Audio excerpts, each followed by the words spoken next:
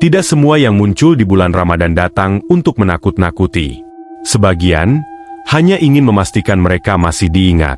Beberapa malam lalu, Raka mulai mendengar tawa pelan menjelang sahur. Bukan dari satu arah. Bukan pula dari satu sosok. Kuntilanak itu tidak pernah mendekat. Ia hanya berdiri di balik gelap, mengamati. Seolah sedang menghitung hari, menunggu sesuatu yang lebih besar dari dirinya. Di desa Wanasurya, malam-malam Ramadan tidak lagi sunyi. Ada langkah yang tidak ingin terdengar. Ada mata yang tidak ingin terlihat. Dan saat sahur tiba di bulan Ramadan, bukan tawa yang muncul lebih dulu, melainkan balutan kain kafan yang melompat pelan, menyusuri jalan desa. Banyak yang melihatnya. Tidak ada yang berani mengikuti. Karena semua tahu, setiap jejak yang ditinggalkan makhluk itu selalu berakhir di satu tempat, masjid tua di tengah desa. Dan malam ini, kisah itu belum selesai. Malam di desa Wanasurya tidak pernah benar-benar tidur sejak Ramadan dimulai.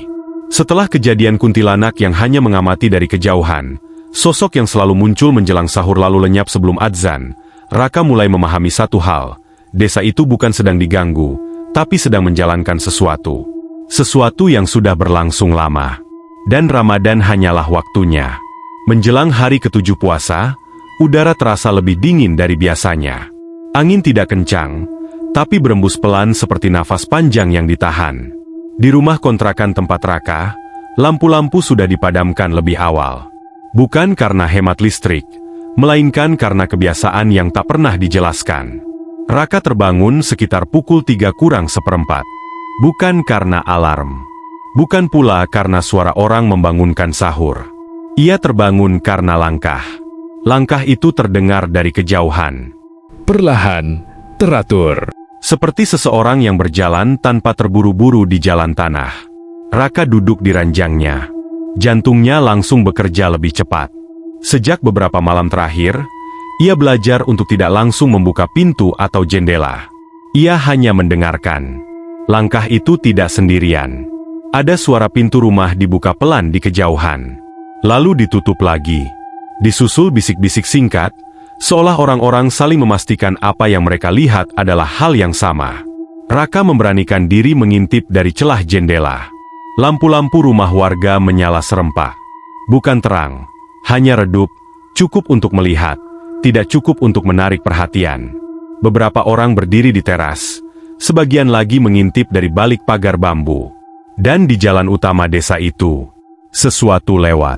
Sosok itu terbungkus kain putih kusam. Tubuhnya tegak, tapi tidak berjalan seperti manusia biasa. Gerakannya kaku, melompat pendek, lalu berhenti sejenak, lalu melompat lagi. Pocong. Tidak ada yang berteriak. Tidak ada yang lari. Tidak ada yang membaca doa keras-keras. Yang ada hanyalah kesunyian kolektif, seolah seluruh desa menahan nafas bersamaan. Pocong itu tidak menoleh ke rumah-rumah. Kepalanya menghadap lurus ke depan. Setiap lompatannya meninggalkan jejak di tanah basah. Jejak yang aneh, karena tidak pernah simetris. Seperti diseret ke satu arah. Raka memperhatikan dengan saksama. Jejak itu mengarah ke masjid tua di ujung desa. Masjid yang sejak awal Ramadan selalu terkunci setelah tarawih. Sosok itu berhenti tepat di persimpangan kecil. Ia diam beberapa detik, lalu perlahan memiringkan tubuhnya, bukan ke arah rumah warga, tapi ke arah bangunan masjid yang gelap dan sunyi. Dan saat itulah, Raka melihat sesuatu yang membuat tenggorokannya tercekat. Di belakang pocong itu, tidak ada bayangan. Lampu minyak di dekat musola kecil seharusnya menciptakan bayangan panjang. Tapi tubuh putih itu berdiri seperti tidak terikat pada cahaya. Pocong itu melompat lagi, mendekati halaman masjid. Pintu masjid yang semula tertutup, terbuka sedikit, dengan sendirinya. Tidak ada suara engsel. Tidak ada angin kencang. Pocong itu masuk. Pintu tertutup kembali. Dan dalam hitungan detik, jejak-jejak di tanah mulai memudar. Seolah disedot ke dalam bumi. Yang tersisa hanya tanah basah yang rata, seakan tidak pernah dilewati apapun. Beberapa warga perlahan masuk kembali ke rumah masing-masing. Tidak ada obrolan. Tidak ada pertanyaan. Seolah kejadian itu sudah memiliki tempatnya sendiri dalam kehidupan mereka. Raka berdiri terpaku. Baru kali ini ia melihat sesuatu yang disaksikan banyak orang, namun tetap terasa sangat rahasia. Beberapa menit kemudian, suara beduk sahur terdengar pelan. Tidak bertalu-talu. Hanya 3 pukulan, lalu berhenti. Dan tak lama setelah itu, Azan subuh berkumandang. lengkap, tanpa terputus. Paginya, Raka mencoba bertanya. Ia menghampiri seorang bapak tua yang sedang menyapu halaman. Dengan hati-hati, Raka membuka percakapan. "Pak, semalam, yang lewat itu." Sapuan berhenti. Bapak itu tidak menoleh. Tangannya gemetar sedikit saat menggenggam sapu. "Kalau mau tetap tinggal di Wanasurya," katanya pelan, "jangan tanya tentang yang sudah menjalani tugasnya." Raka menelan ludah. "Tugas?" Bapak itu akhirnya menoleh. Matanya lelah. Bukan takut, lebih seperti pasrah. "Ramadan bukan cuma soal puasa," ujarnya. "Di desa ini, ada yang ikut beribadah dengan caranya sendiri." Dan sejak malam itu, Raka sadar. Yang muncul di Wanasurya bukan makhluk liar. Mereka datang, berjalan, dan pergi. Menuju satu tempat yang sama. Masjid. Dan belum ada satupun yang berani bertanya, siapa yang mereka syalati. Sejak malam pocong itu masuk ke masjid, suasana desa Wanasurya berubah dengan cara yang sulit dijelaskan. Bukan semakin ramai, justru semakin teratur. Warga bangun sahur tepat waktu. Tidak ada yang kesiangan. Tidak ada suara gaduh. Bahkan anak-anak yang biasanya berisik menjelang subuh, kini bangun dengan mata sayu tapi tenang, seolah tubuh mereka digerakkan oleh jam yang sama. Raka memperhatikan satu hal kecil yang terus berulang. Setiap kali subuh tiba, masjid selalu sudah terbuka. Padahal semalaman tidak ada satupun warga yang berjaga. Dan yang lebih aneh, lantai masjid selalu bersih. Tidak ada bekas tanah. Tidak ada jejak kain basah. Tidak ada bau apek seperti kuburan. Seolah siapapun yang masuk ke sana malam hari, tidak membawa sisa dunia kematian. Hari ke-7 Ramadan sore itu, Raka memberanikan diri mendekati masjid sendirian. Ia berdiri di pelataran, memandangi bangunan tua itu. Dindingnya kusam, catnya mengelupas, tapi terasa terawat. Ada aura berat yang membuat dada sesak jika berdiri terlalu lama. Di samping masjid, ada pohon beringin tua. Akar-akar gantungnya menjulur hampir menyentuh tanah. Di sanalah Raka melihat sesuatu yang membuat tengkuknya dingin. Kain kafan putih. Bukan terikat di pohon. Bukan juga tergantung. Kain itu terselip di antara akar, seperti bekas sesuatu yang berhenti sebentar lalu pergi. Saat Raka mendekat, suara batuk pelan terdengar dari belakang. Ia menoleh. Seorang lelaki tua berdiri beberapa langkah darinya. Wajahnya keriput, sorot matanya dalam. Ia mengenakan sarung dan peci hitam lusuh. "Kalau belum waktunya," kata lelaki itu, "jangan masuk ke masjid sendirian." Raka menunduk. "Bapak, imam di sini." Lelaki itu menggeleng pelan. Hanya penjaga yang kebagian bangun lebih lama. Raka ragu sejenak, lalu bertanya dengan suara hampir berbisik, "Yang lewat saat sahur, itu siapa, Pak?" Penjaga masjid menarik nafas panjang. "Dulu," katanya pelan, "mereka manusia." Raka mengangkat kepala. Mereka yang meninggal di bulan Ramadan. Tapi tidak sempat menyelesaikan niat terakhirnya. Niat ibadah. Niat pulang. Niat minta ampun.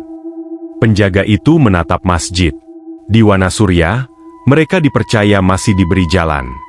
Raka merinding. "Jalan kemana?" "Ke tempat paling dekat dengan ampunan," jawabnya lirih. "Masjid." Malamnya, menjelang sahur, Raka tidak bisa tidur. Kata-kata itu terus terngiang. Sekitar pukul 3 lewat, suara langkah kembali terdengar. Tapi kali ini, bukan satu. Ada beberapa. Raka mengintip dari jendela. Di jalan desa, terlihat 3 pocong berjalan beriringan. Jarak mereka rapi, seolah mengikuti saf. Tidak ada yang menoleh. Tidak ada suara selain kain bergesek pelan. Dan yang membuat Raka menahan nafas. Di belakang mereka, beberapa warga berdiri menunduk, seperti sedang mengantar jenazah, tapi tidak satu pun mendekat. Pocong-pocong itu berhenti di depan masjid. Pintu terbuka perlahan. Sebelum masuk, salah satu dari mereka berhenti. Tubuhnya bergetar. Lalu, perlahan, kepalanya miring ke arah rumah Raka. Tidak ada wajah. Hanya kain yang menghitam di bagian mata. Namun Raka merasa. Ditatap. Pocong itu lalu melompat masuk ke masjid. Pintu menutup. Tak lama, dari dalam masjid terdengar suara yang sangat pelan. Bukan sholat berjamaah. Bukan doa keras. Seperti bisikan panjang, bercampur isak yang ditahan. Ketika adzan subuh berkumandang, pintu masjid kembali terbuka. Tidak ada siapa-siapa. Tidak ada kain. Tidak ada jejak.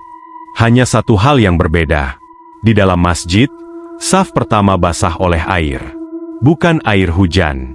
Bukan air wudhu. Air yang berbau tanah.